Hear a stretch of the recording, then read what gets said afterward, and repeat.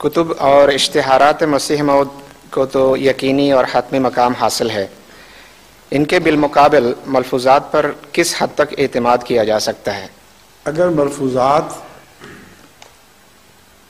مسیح موعود علیہ السلام کی زندگی میں شائع ہو چکے ہوں اور آپ نے ان کے خلاف کوئی بات نہ کی ہو تو اس کو کہتے ہیں بیان تقریری، یعنی تقریر تو نہیں ہوتی، خاموشی اس بات کو ثابت کرتی ہے کہ وہ بات ٹھیک تھی، ورنہ حضرت مسیح موعود علیہ السلام ضرور اس کی غلطی کا اعلان فرماتے ہیں۔ لیکن وہ ملفوظات جو آپ کی زندگی کے بعد شائع ہوئے ہیں ان میں شک رہتا ہے، اور اگر تو آپ کی تحریرات کے مطابق ہی ہے مضمون پھر تو کسی شک کی گنجائش نہیں، لیکن اگر کسی تحریر کے خلاف کوئی